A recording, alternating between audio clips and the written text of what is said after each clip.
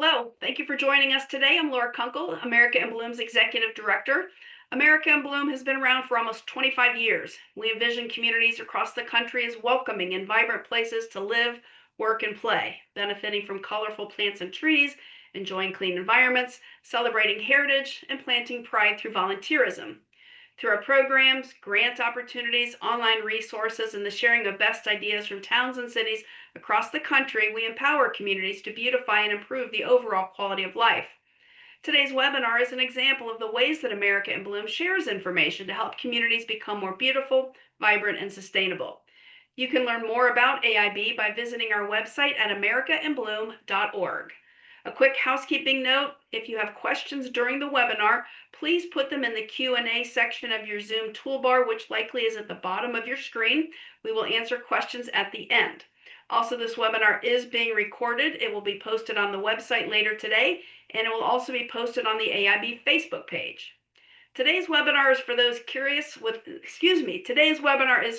of us with curious minds who ponder how did that get there, and we marvel at the journey of a single bloom. Well, prepare to have your questions answered in today's webinar. We are joined by industry veteran Diane Blazek, a seasoned expert since 1993, as she pulls back the curtain on the fascinating world of horticulture. Today, we will discover the incredible journey plants take from breeding fields and bustling greenhouses to the sanctuary of our community and gardens. Along the way, prepare to have surprising facts and figures that will transform the way you see your plants.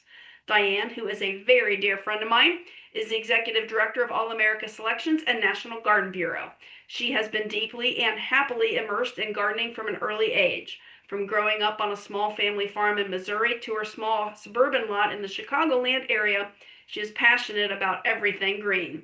After spending 15 years with Ball Publishing, Diane moved to take on her current role, where she can be even closer to the end consumer. Both the National Garden Bureau and All America Selections are in an exciting period of growth and influence, both inside and outside the horticulture industry. We are so grateful to Diane for being with us today. Take it away. Thank you so much, Laura, and welcome everybody to today's webinar. One of the things that was not in my bio that I really want to brag about is this is my first year as an AIB advisor. So I have visited 2 wonderful cities thus far. I've got 2 more to go. And let me just say that I feel like I'm becoming one of AIB's biggest fans. The programs, the cities that participate, the people, everything is really wonderful. And it's amazing what the program and what all this beautification will do for a community or a city. So that, having said that, I'll go a little bit further here. Laura did give my bio and said that I'm a Missouri farm girl. So yes, I grew up on a farm. What does that puppy have to do with anything? Literally nothing. But I have found over the years that when you put a puppy up there, which this is my grandpuppy Gooseberry, it gets a lot more attention than any pictures of flowers or me as a little 1-year-old on the farm. Trust me, everybody loves dogs. So that's why I have Gooseberry here on this first slide. And like Laura said, I've been in horticulture since 1993. I was with a publishing company. And now I am with these 2 organizations, All America Selections and National Garden Bureau, which I'm going to tell you a little bit more about in a second. One thing, Missouri Farm Girl, I must also say that our family farm got the Century Award 6 years ago. So the farm was and still is in our family. So I still get to go back and visit occasionally, which is wonderful. So, you know, it's in my bones, it's in my roots. And I think that's why I love the horticulture industry so much. So today, here's my goal. I like to say that when I give this presentation, I want you to walk away going, oh, wow, I never knew that fact about the horticulture industry. I never knew this, or I never knew that. So that next time you're sitting at a farm to table dinner, maybe, or you're at a cocktail party, or you're sitting on the airplane and somebody says, so what do you do? And you're telling them about America in Bloom, and you start to talk about flowers and plants. I'm hoping that I can give you at least one tidbit today that you will be able to share with family, friends, and acquaintances, and just kind of pass on the passion that a lot of us in the industry have for the products that horticulture produces. So that's our goal. So we'll see. You can let me know toward the end if we have reached our goal. And what I want to do is start talking about my two organizations. And I think they're really cool. There's a number of things that are cool about them. First of all, is the age. National Garden Bureau was founded in 1920. So believe it or not, you might not have ever heard of us. So we might be the industry's best kept secret. But we're 105 years old. We had our 100th anniversary celebration in 2020.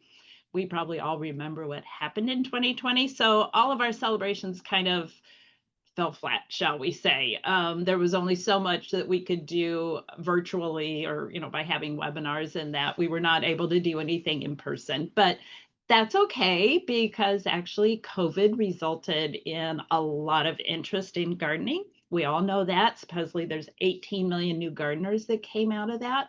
But to circle back to National Garden Bureau, it takes us back to a couple of other unfortunate world events, and we're talking about World War I and II. So our founder was Mr. James Burdett. He lived here in Chicago, and he was a journalist. He worked for a seed company, but he also got very involved with the Victory Gardens. Between World War I and II, he wrote this Victory Garden manual that you'll see here on the screen. When I started here and learned the history of Mr. Burdett, I went onto eBay and I found that this 25-cent, that's the price that was printed on the cover, that this 25-cent book was available. I had to pay $45 for it, but I thought it was very worth it to have a part of history still within our organization. So anyway, he wrote the Victory Garden Manual. He was invited to Washington, D.C. to help expand those programs. But through this all, he saw this need for home gardener education. Back then, they called it backyard gardening because, heaven forbid, should nobody put edibles in their front yard. Thankfully, that has evolved. But anyway, he said that we needed a nonprofit organization that was available to produce good content that was then disseminated to the home gardener, to consumers. And that is still what we're doing 105 years later. We have a number of different programs. That's kind of a different presentation. But that's a little synopsis about National Garden Bureau. Then the other organization here is All America Selections. I'm guessing some of you on this webinar have heard about All America Selections, which we call AAS.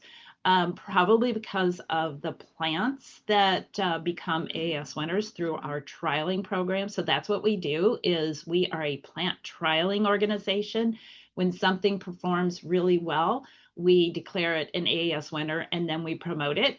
And to go back to 1932, which is when AAS was founded, I fondly like to call Mr. Hastings a doubting Thomas, because between the two world wars was when a lot of the new hybridizing really took off and became much bigger than it had been. And so he was looking at a lot of the new introductions. He worked for a seed association back then. And he was saying, do they do that? How can you prove that? How am I going to see that? And so he created the format of our trials, which is where we have entries and we have the breeders making claims on what is new and unique and different and better about a variety. And then we grow them next to comparisons. I say we grow them. Actually, we have 90 volunteer judges who grow them.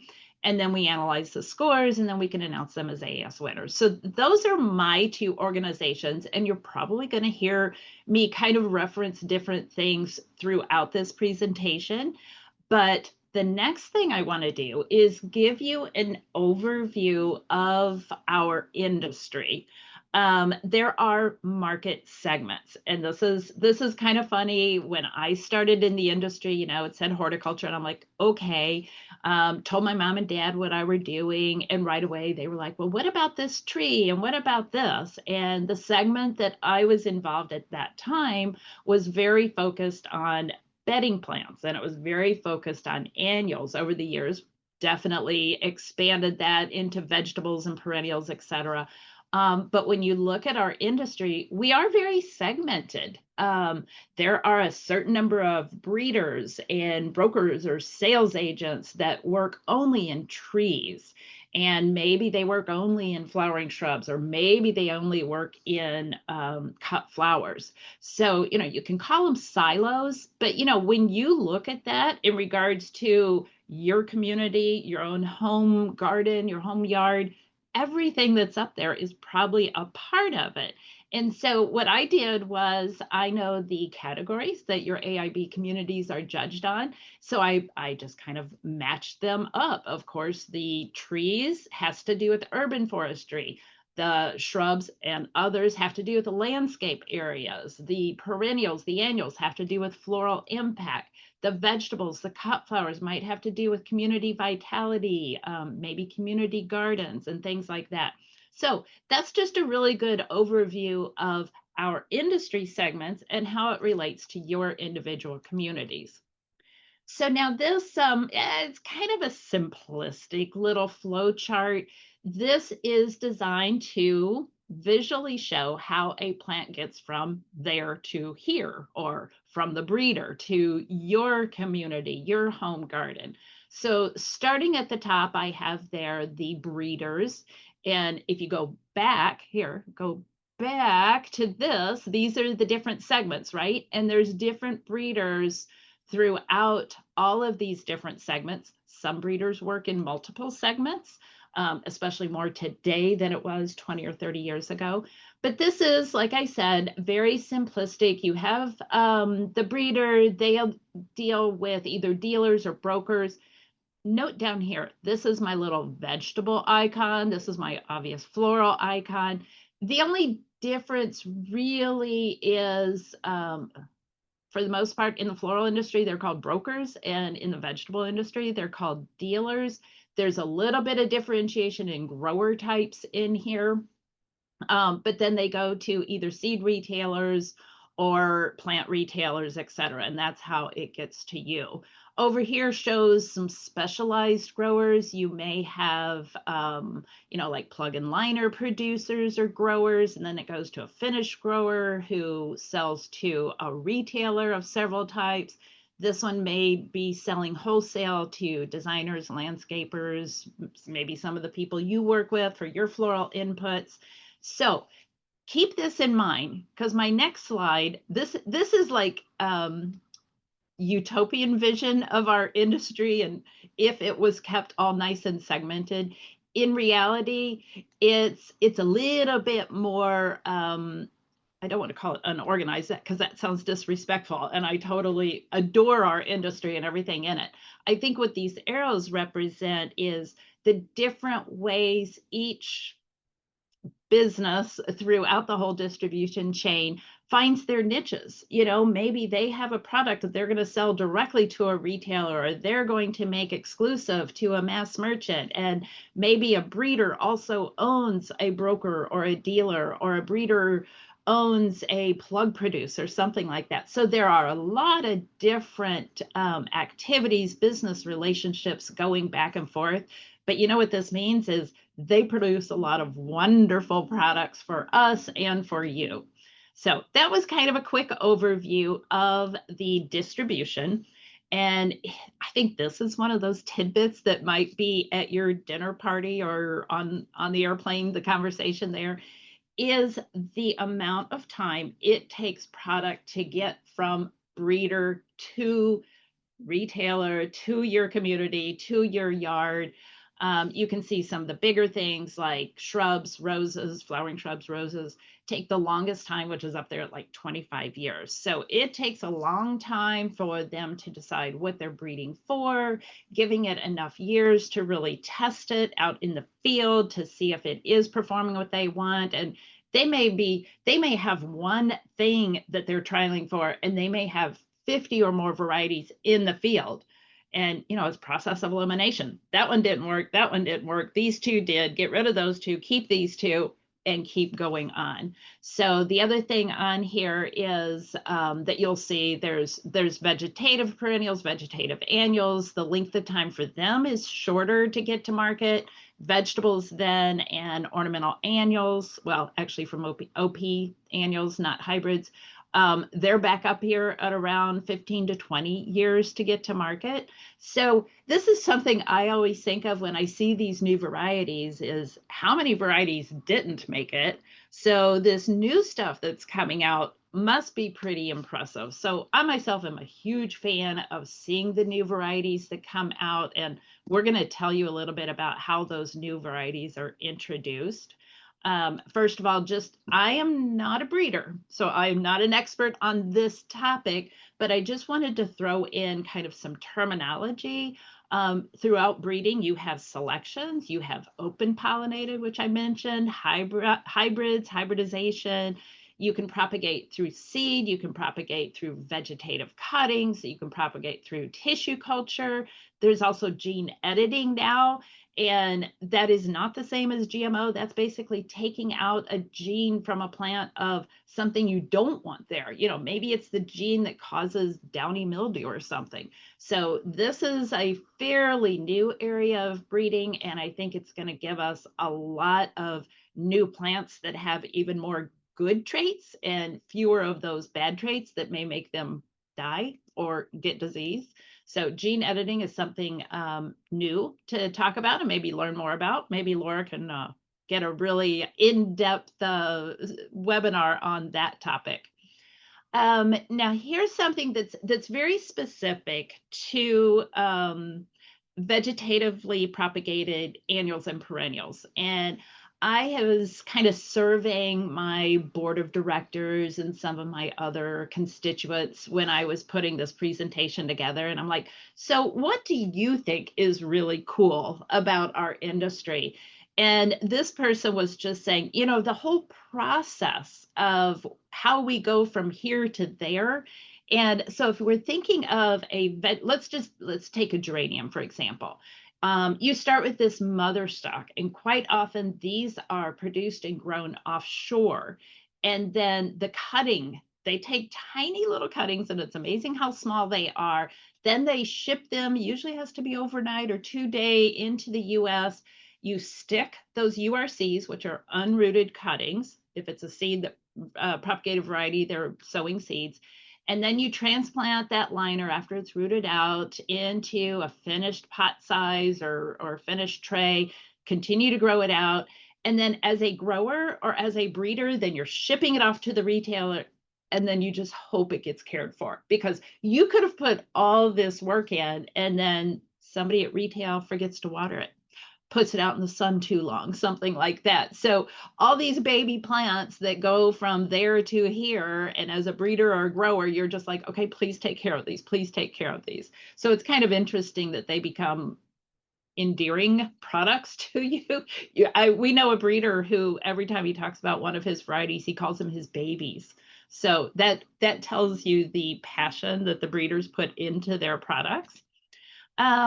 Now here, I wanted to talk a little bit about breeding trends, and through both of our organizations, we work with a lot of the breeding. We basically work with 99% of the breeding companies that are doing work here in North America.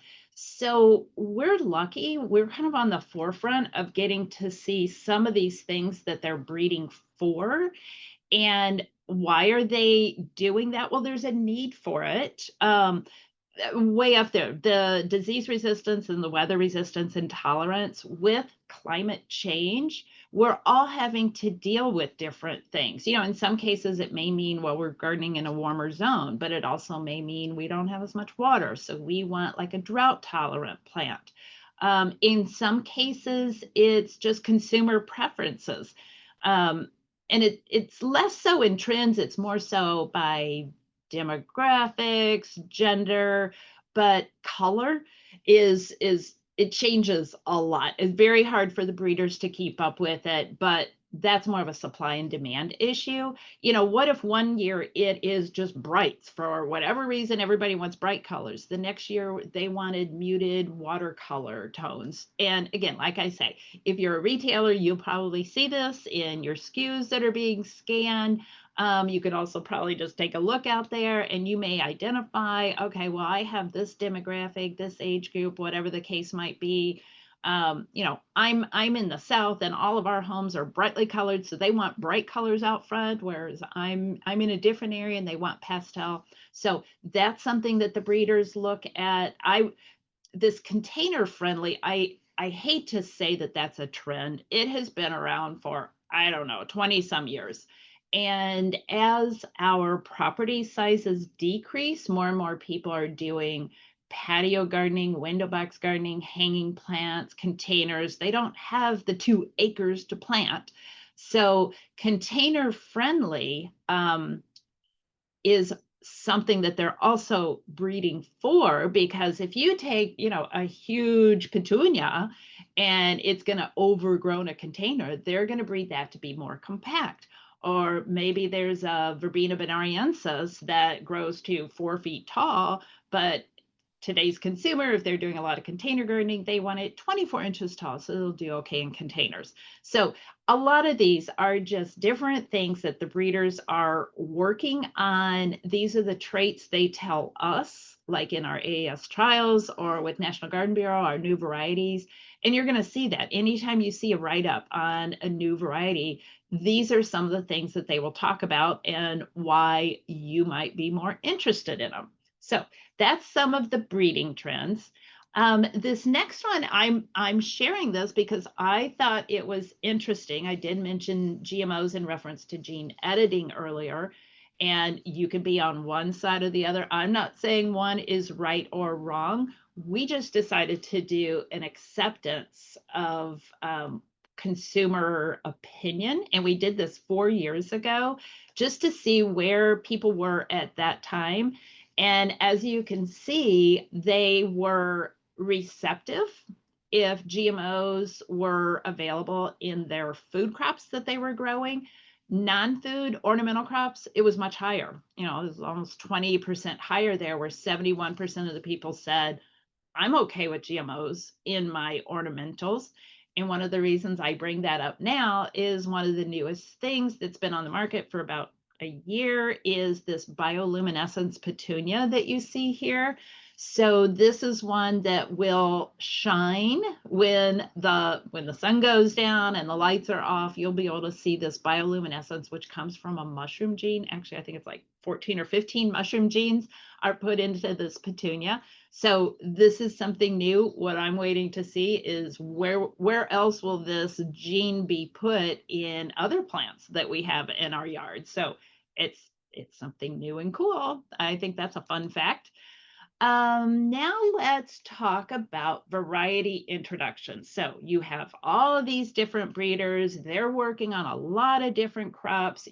I said earlier that they may have 50 of kind of the same thing, and they just keep selecting for the ones that are best. So when they get down to the best of the best, then what? They have to introduce them to that chain of distribution that I showed you earlier.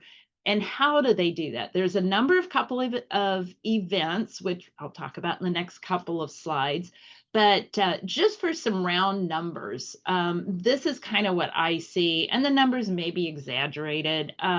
But you had this breeder introducing, let's say they introduce 1,000 new varieties. Then you have that next segment in the chain of distribution, the broker dealer distributor. They may only pick up half of those.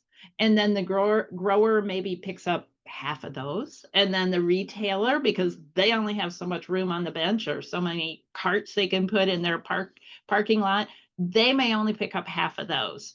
So when you go to your local garden retailer, you're not seeing every new variety that's out there, but you are seeing a lot. And to me, that's why I would shop at a number of different retailers. I would look online. If I had the ability to sow from seed, I would definitely be looking at those. So you're always able to find out about new varieties. And by the way, at the end of this, I have about 12 new varieties, I think, more or less, that I'm going to show you that were just made available for 2025. And I wanted to put those in there so that you can see the reality, the actual products that came through this whole process. So that's new variety introduction. What is part of new variety introduction? Those plants go through a crazy amount of trialing before, and I've referenced that a couple times already. So the breeders have their own trials. Before it ever is thought about being introduced, they're going to do all these trials to decide the best of the best. And then they will work with other organizations to also do some trialing. Those might be university trials, growers, public gardens. They might use the All America Selections trials. And why do they do that?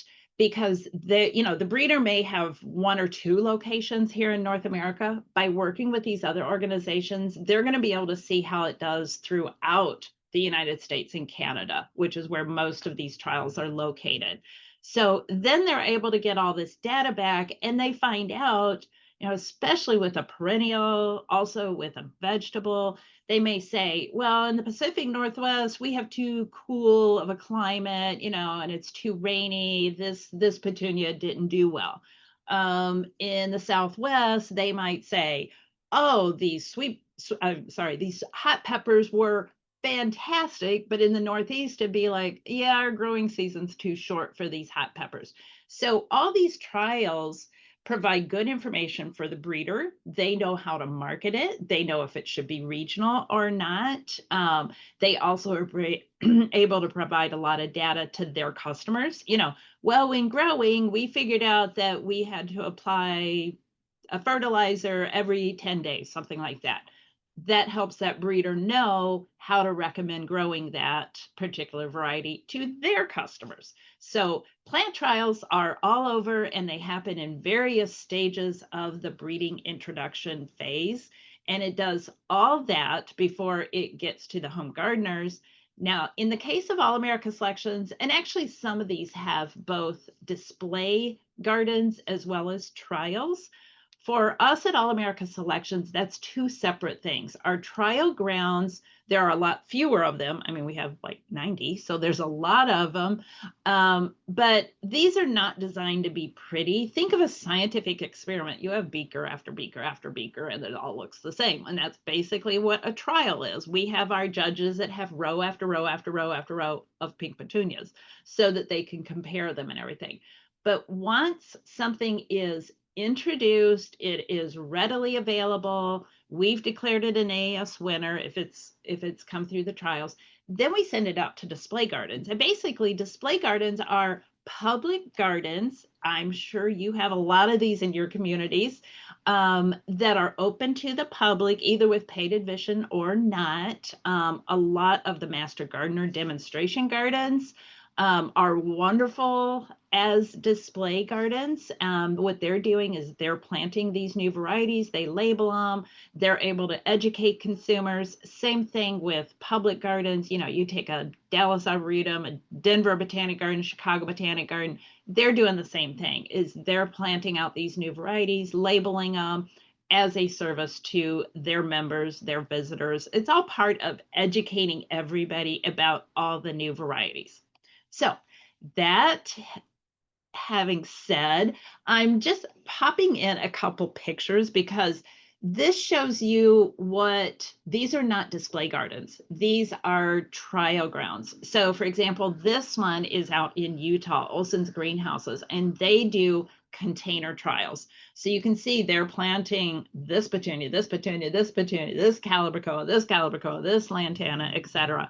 And they're putting them there for the industry to visit. So this is not a trial that's open to the public. I think they open it locally to their community.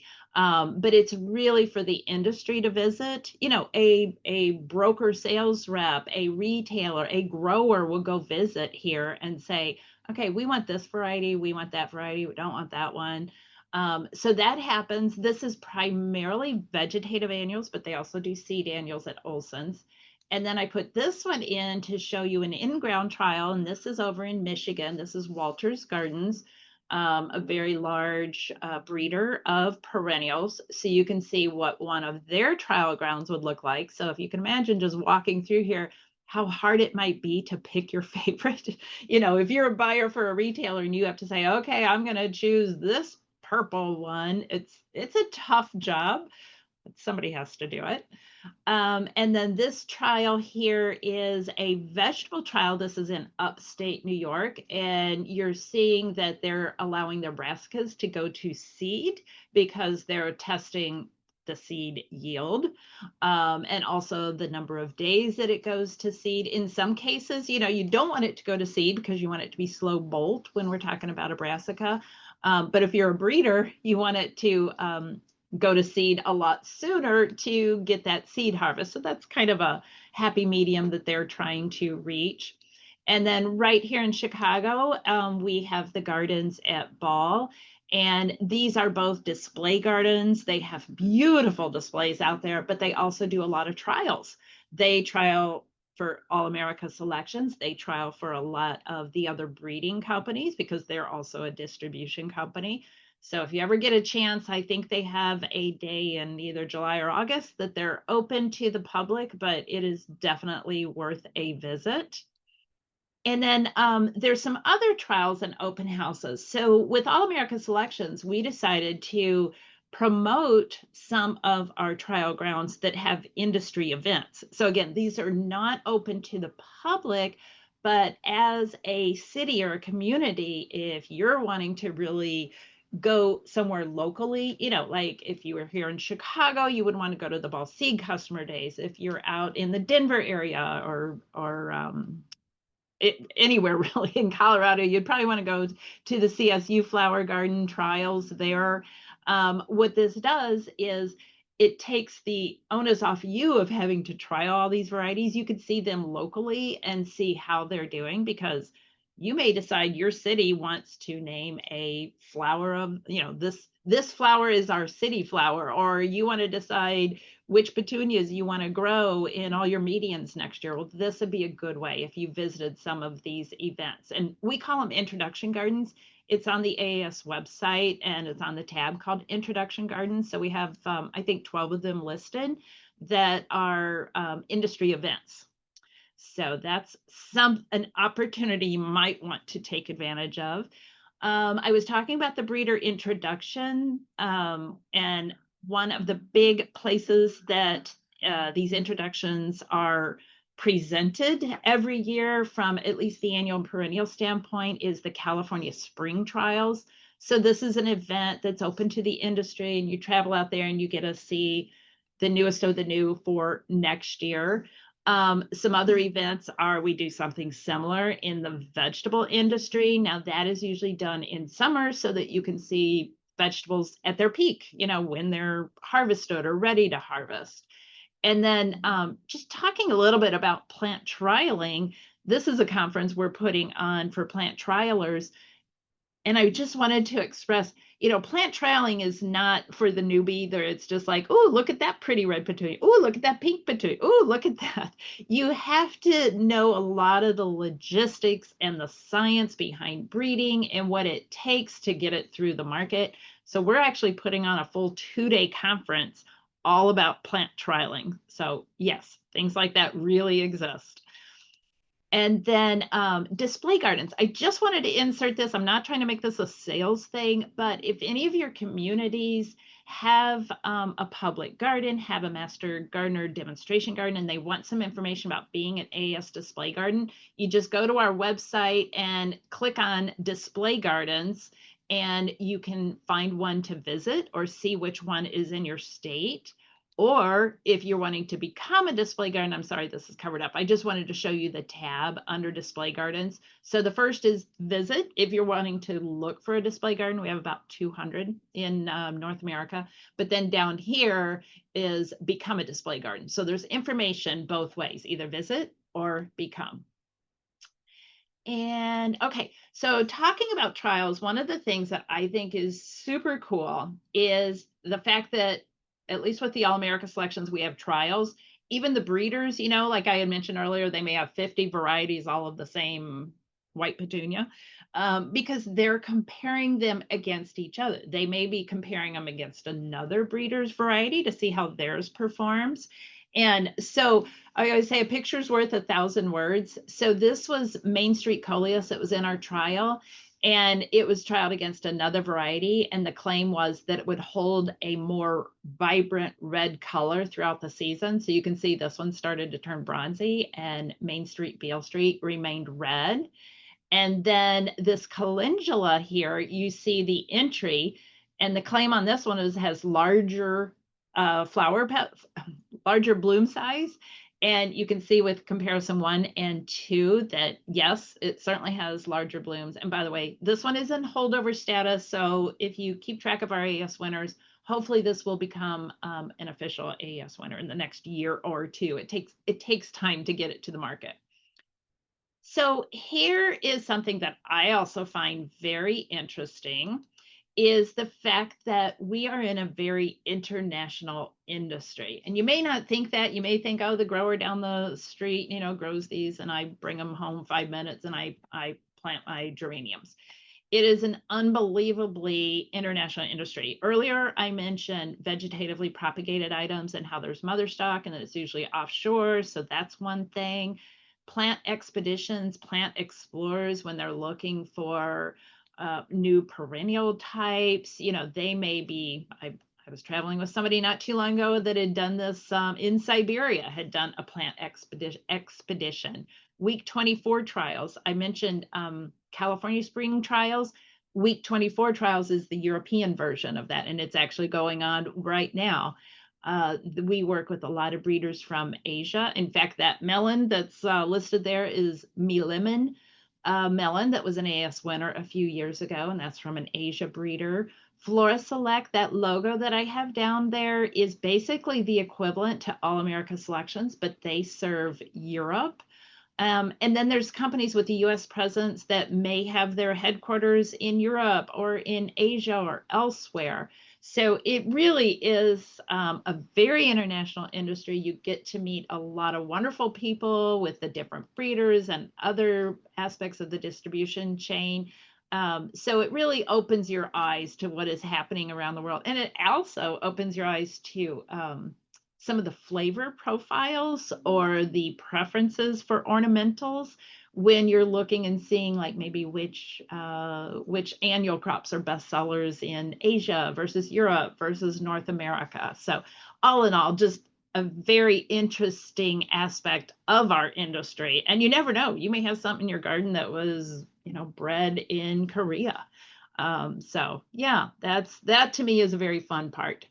There are two aspects of our media world. So when it comes to publications, print or digital, you definitely, when I came in here into the industry, I was like, okay, yes, I know Better Homes and Gardens. I know this and this. And yes, you on the right side here are some of the consumer publications.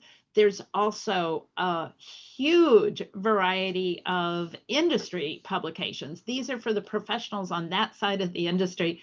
And I love this. Did you know there's actually a magazine for carrot growers? It's called Carrot Country. So that's really talking about a niche, but it does exist. And just recently, I'm not sure if you saw the Wall Street Journal article, to get our industry published in Wall Street Journal, for them to talk about, what a great booming industry that we have. This was a Home Depot angle about the success that Home Depot has with their garden department. So we're always really happy when you can take some national media and have our industry highlighted in such a positive way. Now, this is kind of fun. I pointed out that carrot publication. Well, also on the vegetable side, maybe the vegetable people have a better sense of humor. I don't know. But there are things called the Red Beet Symposium and the Cabbage Camp. I didn't know that happened. That came from somebody on my board. She works for this company, Bejo Seeds. They obviously breed beets and cabbage. So kind of fun, I think, to go there and just get all energized about the new varieties that are coming from that company. So I've mentioned a couple people, from our board, and one of the things that I am impressed with over the 30 years that I've been in the industry, just every day, is how friendly and nice everybody is, and how passionate they are. We all say, oh, we have chlorophyll running in our veins instead of blood.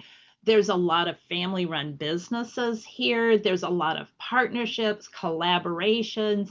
When I was showing you the chain of distribution, the nice neat one, and then all the arrows, well, those arrows are because people met on a plane ride down to a convention, or they stopped and talked to each other at the California Spring Trials, and they collaborate and they find new ways to bring new products, new ideas to the market.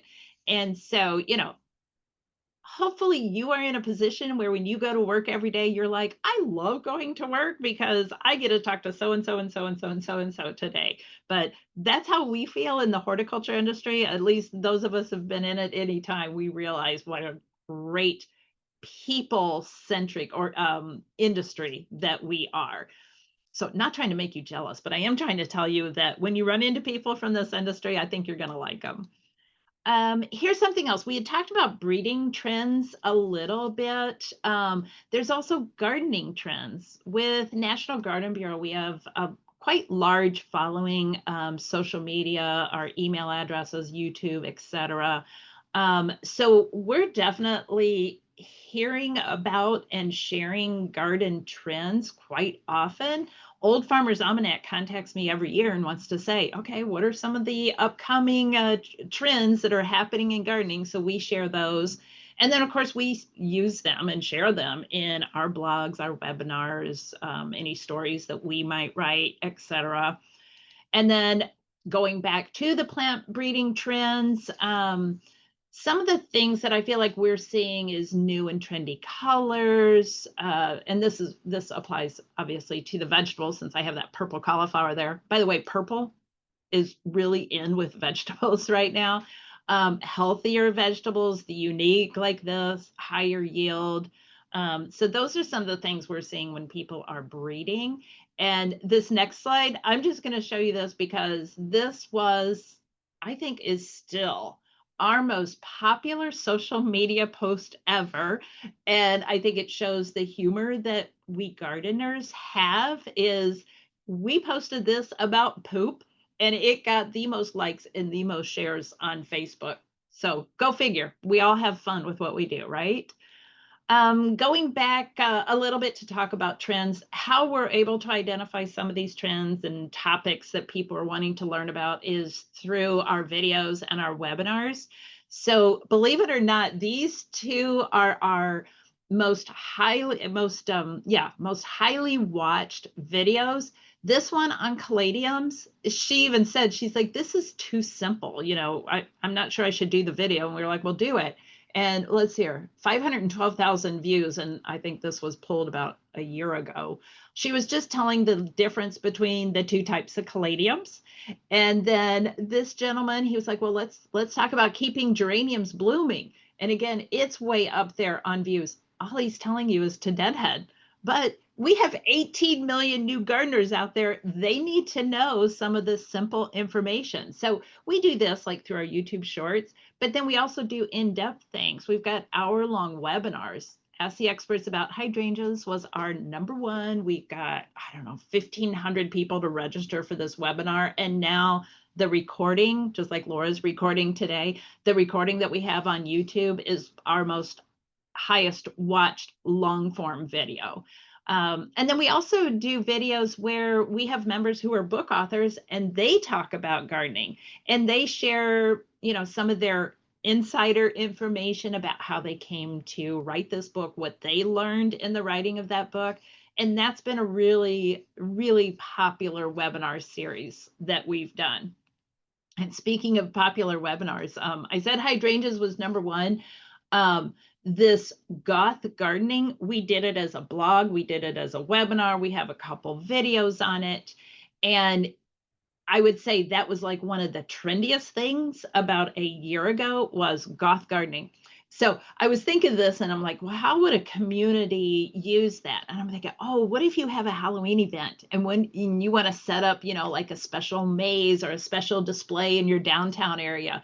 maybe take a read on your community and see if they would like goth gardening and give it a whirl and see. What we were liking is it kind of gets that younger demographic involved. I myself am not a huge fan, but I can see that there might be a certain demographic that would. So that's what you have to do. You just try it and see what happens. So let's talk about some of the best selling items. And this might be helpful to you, or you might say, "Ugh, those are common. I want something different." But this gives you some facts and figures on some of the top selling items. And in annuals, Petunia and Begonia semperflorens are the two top selling annual items. And then in perennials, I couldn't limit it to two because there were a lot that were way up there in the top sellers. Hosta, lavender, which has taken off in recent years, phlox, echinacea monarda, and coreopsis. And I think you notice a lot of those are probably up there because of the pollinator factor. So we're trying to plant more perennials and natives for pollinators.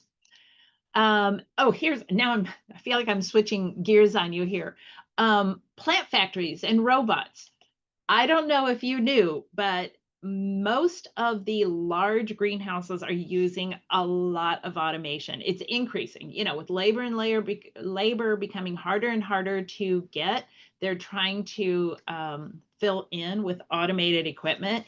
But I remember 1930, I'm sorry, 1993, not 33. 1993, I went to my first industry event. It was a trade show, and these robotic transplanters were fairly new at that time. They were going in and grabbing these little plugs and taking them over to a tray and automatically planting them in the tray. I must have stood there for 15 minutes. I was mesmerized. And so now there's even way more automation, a pot filler, instead of somebody standing there filling all these quart pots with soil or growing medium, it can be done automatically. Some pruning can be done automatically. You have little robots that put their little mechanical arms out and they can move plants and do the plant spacing and move them from indoors to out, etc. Watering, of course, is automated. So it's kind of fun. And some of those videos are getting a lot of interest on YouTube. We don't have many of those, but I know the growers do. So if you are kind of an automation robotic geek, you might want to search for those. Who knows, you may have a greenhouse in your community using some of them.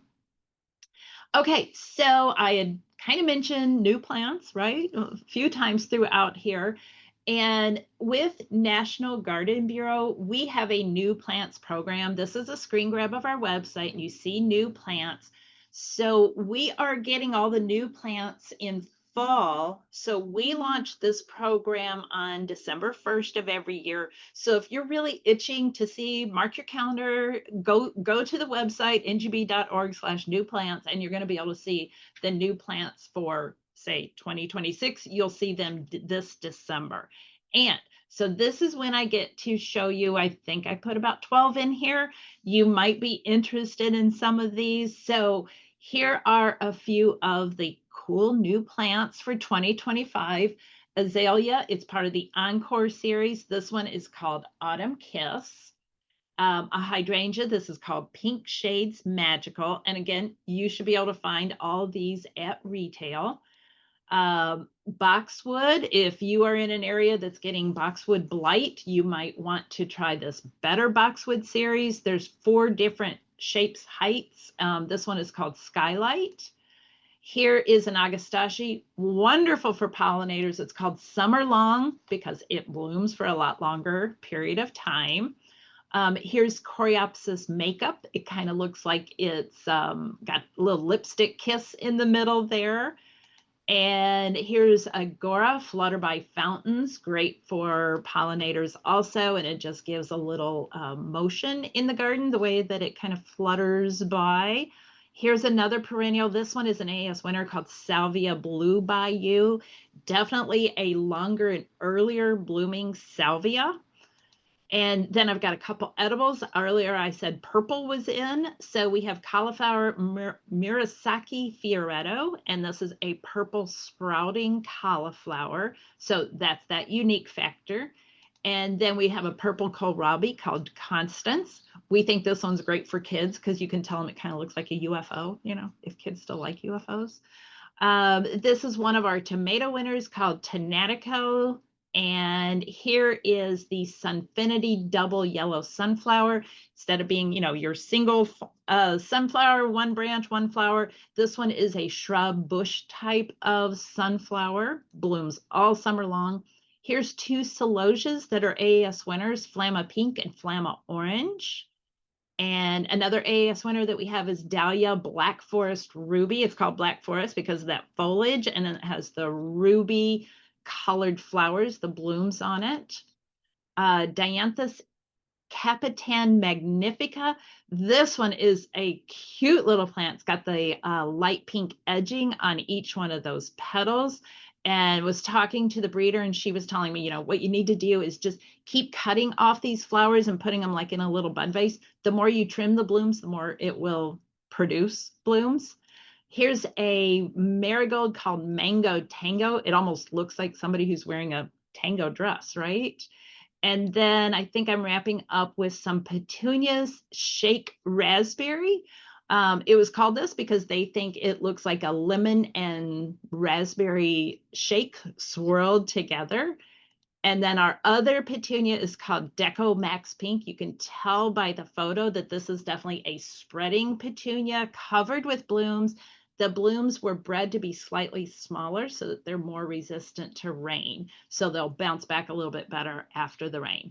So with that, I talked about my goal earlier that hopefully you're leaving with one fun tip. And now I'm thinking about it, and hopefully you're leaving with one new variety that you want to try.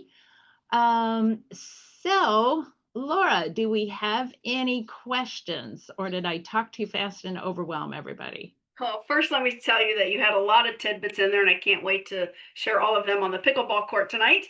So, well done. We do have a couple questions. Start with this one. Good luck answering this one. How many places have changed from manual to robot labor? Yeah, that's a very good question. I don't have any stats. I'm sure I could look and find out. I would have to say that the larger growers that are more like the plant factories, like they have fewer SKUs, but they're doing more of them. It's a lot easier for them to do robotics. Also, at what stage of the growing cycle they're at. I know that like plug and liner producers would use more robotics. Finished growers may not be able to use the robotics. So yeah, that's a really hard question. All I know is in the past 30 years, a lot more have adopted robotics because of a need. And who knows where it's going to go? Who knows where AI is going to go also throughout this whole process? But it's a good question. I'm sorry, I don't have the perfect answer for you. Our last question, and if you do have questions, feel free to quickly type them in the Q&A icon at the bottom of your screen. The last question we have, unless something else pops in, is how far out does new plants, quote unquote, new plants look out? 2026, 2027? That's a really good question because we as an organization are trying to promote these new plants to the home gardener, and we don't want to promote too far out. So when our members are putting items into our new plants program, we ask them about 10 times, like, okay, is it currently available at retail, or will it be as of January? Because we make the program live in December, and we don't want you to be frustrated and go, oh, I'm looking at these new plants, but they're not available yet. And so our new plant program really is only about a month ahead of time. And depending on where you are, if you're in the far south and we make this live in December, you may be able to get some of those if your retailers have started to, put the new products in.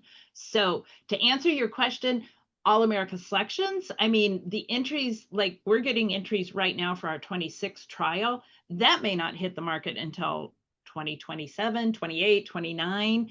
But with our NGB new plants, it's more immediate. Like they are going to be available now or within the next month. All right, a couple of questions have popped up in the chat section. A reminder, if you have questions, put them in the Q&A part of Zoom. It's easier for us to see those and react to them. Question is, can you comment on the cultivation of native wildflowers to bred plants? So, yeah, a lot of natives have been used to, well, they're using natives and improving them. And I think some people like to call them nativars. And one of the things I was talking about echinacea, there's so many new echinacea that have been bred basically for today's needs. So there's still a lot of natives out there, but there are nativars. And I'll just kind of give you an example of, instead of an echinacea plant that maybe has 6 flowers, they're breeding them to have 12 flowers. And a native plant might be in bloom for 3 weeks, and they want a nativar to be in bloom for, I don't know, 6 weeks or something like that. So I know that that is being done. One of the questions we always get with All America Selections is, are there natives? And All America Selections, it has to be new, never before sold. So pretty much if it's a native, it's been out there a long time. So we can't take natives into our trials, but we can take new varieties of natives or something that has been hybridized, a nativar. So hopefully that answers that question. Was there another one? We've got 3 more actually, so they keep Okay. coming in. So you're doing a great job. This question comes from someone in Canada. How many of the new plants will grow in Canada zones 2, 3, or 4? Okay, so we make sure that the breeders, if it is labeled a perennial, we make sure they put the growing zone in there. And so a lot of our new varieties are annuals, and a lot of them are edibles, which are annuals. But we also have a lot of perennials, shrubs, and a few trees.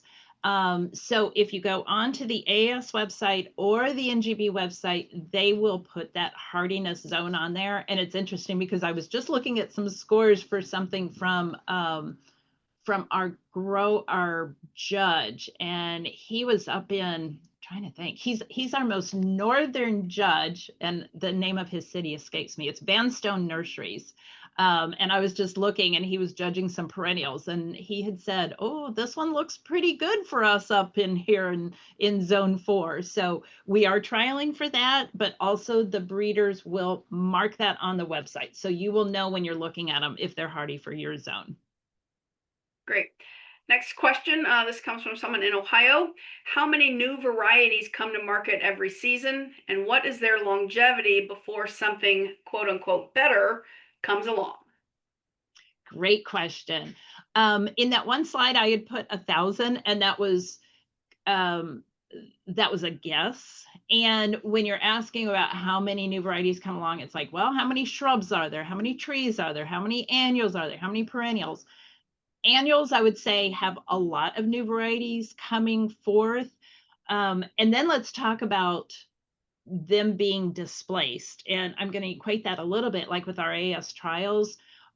Sometimes a new AS winner will displace something in the market because it was better.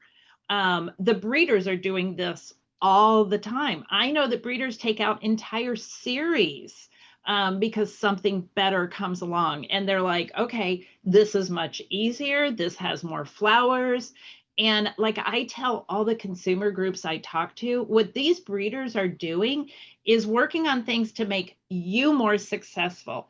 If they came out with an impatiens that is the impatiens downy mildew resistant, then you can grow it and you won't feel like it's you. You won't be saying, oh, I have a brown thumb. So what all the breeders are working on, and I would say 99% of the stuff I get in the AS trials has disease resistance. Tomatoes, oh, it's a late blight, it's an early blight resistant.